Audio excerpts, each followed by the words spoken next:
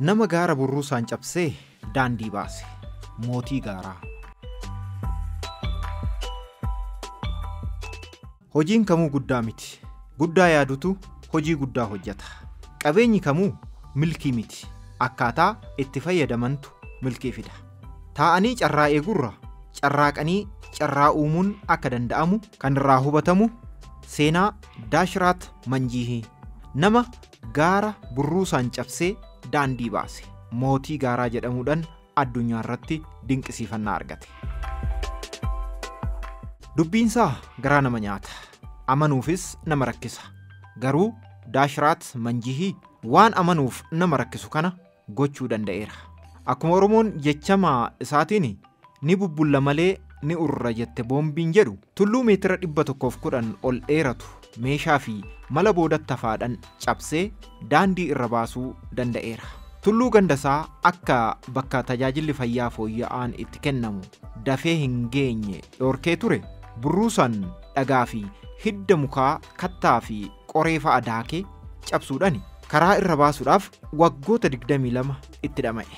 Hojii isaa kanaan maqaa masoo mootii gaaraa jedhamu booda kan goonfate lammiin biyya Indiyaa kun gaara cabsee daandii baasuudhaaf kan isa kakaase sababa gaarichi karaa tajaajila fayyaa itti argatu irraa fageesseef duwwaa miti. Sababa haati warraasaa osoo tulluu kana qaxxaamuruudhaaf yaaltuu irraa kuftee dhagaaf mukatti bu'uudhaan duuteef akka ta'es barreeffameera. Nama didhaa yookiin qormaata xiiqitti jijjiire waan ta'eef taa'anii aaruurra ka'anii xaaruu wayya jedhee nama uumama waliin wal'aansoo qabe. Nama obsaan xiiqii carraatti jijjiire ofirra darbee jiraattota gandasaatiifis karaa cire. Daashiraat Manjihii. Tulluu cabsuudha moo hiyyummaa cabsuutu ulfaata? Deebii isaa isinumaafan dhiisa. Abbaan seenessa isaa har'a isinii dhiyeessinuu kun lamaanuu cabseera. Akkamitti kan jedhu itti deebina. Gidduutti mee carraa hojii argachuudhaaf warra taa'anii eegan ilaalchisuudhaan yaada Dr. Roobsan Margoo OBN itti himan isiniif haa qoonnu. Hojii gaarii qabaddu miindaa gaariidhaan qacarami. Sanumaan soorrama bahi achumaan fixiidha. Orienteeshinii kanatu maayindiseettii kanatu nu keessatti biqile akkatar hojjetaadhuma mootummaa argaa turre tokko namuma imprees nu godhe tokko fuutti isteeppiidhuma isaa hordofne isa ta'uu kan akkasiitu ture jechuudha. Kun egaa puur daadan jedhamu sana. Inni abbaanii sooressi sun maal jedha seeti? Barumsa barbaaddeen si barsiisa. Waan ta'uu barbaaddu garuu filannoo isaa sumaafan dhiisa. Qacaramuun miti. Kanan uf qopheessuu qabu. Qacaramuun waa tokkodha. Garuu inni carraadhumaa ta'uu qabu. Yoo danda'ame ufiin uf qacaruu. Yoo danda'ame immoo biizinasii ufii uummachuu. Yoo dandeenye immoo investara ta'uu. Dargaggoonni biyya keenyaa muraasni hojii uumanii hojjetu. Irra jireessi garuu taa'anii carraa hojii eeggatu. Warri afaan milkaa'inaa galee fi ol jettee deemuu yoo feete dursa gajjedhii hojjedhu dhaamsa jedhu hojiidhaan mul'isu. Hojii osoo hin tuffatinii fi hin filatin yeroo fi humna wayita qaban hojjechuun xurree milkaa'inaatti akka nama geessu warri keessa darban ni himu. Kanuma qomatti qabachuudhaan warri har'uma qalbii ofii amansiisee hojii jalqabe daandii milkii boruusaa akka cirachaa jiru mamiin qabu. Akkuma Oromoon jibichi korma ta'u gooranatti beekama jedhu kan boru jireenya mo'atus waan har'a yaaduun beekama. Yoo barnoota yoo fite maandisii ta'uun barbaada. Mana barumsaa maandisii nan banaa nan barsiisa. Akkamitti mana hojjetan akkamitti fakkii kaasan nan barsiisa. Yoo maa hojiin illee dhaban. Kaza isaan olan kaasaa na wajjin hojjetan. Amma gara abbaa seenaa har'aa gara mootii gaaratti haa deebinu. Namichi kun dhiibbaa tulluun wal qabatoo mandarasaa bakka tajaajila fooyya'aa ta'etti argaturraa daangessee fi du'a haadha warraa isaatiif sababa ta'e kana carraa kooti jedhee fudhateen teenye. Taa'ee aaruurra ka'ee xaaruu wayya jedheetu waan namni tokko yaadu ol karoorfatee hojiitti gale. Innis tulluu danqaatti ta'e kana burruusa fi sinsiraan caccabsuudhaan karaa irra baasudha. Hubadhaa kaa. Tulluu dheerina meetira 100 ol qabu kan dhagaa kattaan uumamni tolche caccabseen karaa irra baasa jedhanii sadarkaa nama dhuunfatti sanuu mala boodatti hafaadhaan hiyyummaadhaan osoo jiraatanuu yaaduun kutannoo akkamii akka ta'e. Nama garaa kutateef garuu abdii kutanii harka maratanii taa'uu caalaa wanti ulfaatu hin jiru miira jedhuun namni tulluu gooba fakkaatee karaa isatti dheeresse kana diriirsuudhaan tolchuuf garaa kutatee ka'e. Jiraattonni ganda kiyyaa jalqabarraa waan natti qoosanii fi namoonni nyaataa fi meeshaaleen ittiin hojjechaa ture dhiyeessuun na tumsan muraasa turanii jedha abbaan mul'ata guddaa Daashiraat Manjaahii. Barri haati warraasaa tulluu danqaaraa jireenya isaa ta'e kanarraa kuftee duute akka lakkoofsa Awurooppaatti 1959 ture. Waggaa tokko taa'ees ka'ees yaadee yaadota sammuu isaatti dhufan hedduu keessaa isa ulfaataa filate. Tulluudhuma jireenya isaa isatti hammeesse kana diiguu eeyyan. Tulluudhuma jireenya isaatti hudhaa ta'ee jireenya isaa korokkodee qabe kana diiguu filate. Garuu gaara kana yoo diige maal bu'aansaa? Daashiraat of gaafate. Xaaruun ergan oollee waan bu'aa qabuuf xaaruun waaqa fi nama birattis galata qaba. Kanaaf tulluu kana akkuma jiruun galma malee diiguurra bu'aaf diiguu akka qabu gara qalbii isaatti cobe.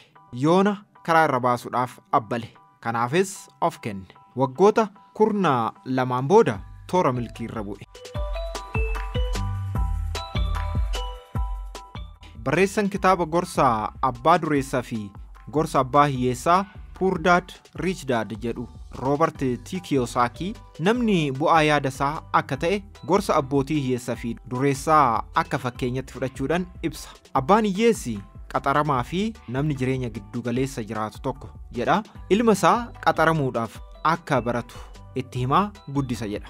Namni dureessi immoo barumsi beekumsa argachuudhaaf malee hojii argachuudhaaf akka hin taane ilma isaatti himaa guddisaa jedha. Inni beekumsaaf baratu akkamitti hojii uumee akka dureessa ta'u yaada. Inni hojii argachuudhaaf baratu garuu akkamitti akka qaxaramee hojjetu irratti fuulleffatas jedha. Kan beekumsaaf baratu hojii uumetti kanneen biraa qaxaree ifaajee isaaniitiin qabeenya walitti qabata. Kan qaxaramuudhaaf barate beekumsa humnaa fi ogummaa isaa nama biraatiif oolcheet nama biraaf qaxaramee hojjetee garaatti nyaatee jiraatu yookiin harkaa gara afaanii duwwaa yaada. Dhumni jara lamaanii kan agarsiisu bu'aa barumsa isaanii osoo hin taane bu'aa ilaalcha isaaniiti akka Kiyosakiin kitaaba kanarratti ibsutti. Inni ilaalcha hojii uumuu qabu humnaa fi dandeettii namoota baay'eetiin fayyadameet qabeenya horata. Dhumni isaas durummaadha. Inni ilaalcha qaxaramuu qabus qaxaramuudhaan humna yeroo fi beekumsa isaa nama biraatiif oolchee waan jireenya isaa hin jijjiirre murtaa'aa qofa argataa jiraata. Beekumsaan tarii abbaa qabeenyaa sanuu caaluu danda'ama. Garuu beekumsi hanga ilaalcha isaa hin jijjiirretti hiyyummaa jalaa isa baasuu hin danda'u. Ilaalcha jijjiirame kan hin danda'u nan danda'aadhaan bakka buusutu mo'ataa nama taasisaa jedha. Dargaggoonni hedduun ilaalcha qaxaramuu duwwaa qabatanii waan barataniif hanga hojiin isaan qaxarutti hojii biraan hojjetan. Yoo hojjetanis itti amananii onnee irraan hojjetan. Kanaaf namni baay'een carraa hojii xinnoo irratti hudha walqabaa kan ooluuf. Akka gorsa Kiyosakitti hojii uumuuf of barsiisuun barbaachisaadha. Seenaa dhaloota mootii gaaraatti haa deebinu. Amajjii 1934tti biyya Indiyaa kutaa bulchiinsa Bihaar ganda xinnoo Geelaawur jedhamtutti maatii hiyyeessarraa dhalate. Ijoollummaadhaan manaa bahee hojii cilee baasuu irratti hirmaatee hojjechaa tures. Booda gara mandara isaatti deebi'ee dubartii Faanguunii Deev jedhamtu fuudhee hojii qonnaa bu'aa xinnoo harkaa gara afaanii duwwaa argamsiisuu irratti bobba'uudhaan jiraachaa ture. Geelaawur mandara xinnoo gara kibbaatiin tulluu Kurziitee jedhamuun magaala dhiyoo Meesooprooteeroziik dhaquudhaaf karaa itti hammeessedha. Daashiraat Manjihii karaa kiiloomeetira 50 ol tullichi itti dheeresse kan dadhabbii guddaa qaqqabsiisaa ture. Darbees kophaa jiraachuu isaatiif sababa kan ta'e kanarra daandii qaxxaamuraa baasuudhaaf murteesse. Kana gochuuf muuxannoo cilee baasuu irratti dhagaa waliin wal'aansoo walqabu malee meeshaa teeknooloojii ammayyaa ta'es mallaqa gahaas hin qabu ture. Garuu onnee sibiilaa qaba jechuun ni danda'ama hojii isaa gaafa ilaallu. Onnee kana qofaan bara 1960 hanga 1982tti gaara garaasaa gube san caccabsee daandii keessa baasuudhaan milkaa'e. Kanaanis fageenya kiiloomeetira 40 hir'isuudhaan ganda isaa Geelaawurii fi magaala isatti dhiyoo jirtu kiiloomeetira 15tti fooyyesse. Ifaajee nama dhuunfaa tokkoon jiraattonni ganda geelawurii fi ollaa karaa dheeraan duraan deemaa turan gabaabbateefi. Burruusa, sinsiraa fi maroon meeshaalee ittiin gaaricha cabsaa ture ta'uu miidiyaaleen eeraniiru. Ilaalaa kaa meeshaalee dhuma boodatti hafaadhan yeroo dheeraa irraa fudhatu malee waan yaade bira gahuudhaaf wanni nama kana daangesse akka hin jirre asirraa agarra. Kanarraas kaanee hojiin kamuu guddaa miti. Guddaa yaadutu hojii guddaa hojjeta. Qabeenyi kamuu milkii miti. Akkamitti akka itti fayyadamantu milkii ta'a. Taa'anii carraa eegurra carraaqanii carraa uumuu wayya kan jennuufi horaa bulaa deebanaa.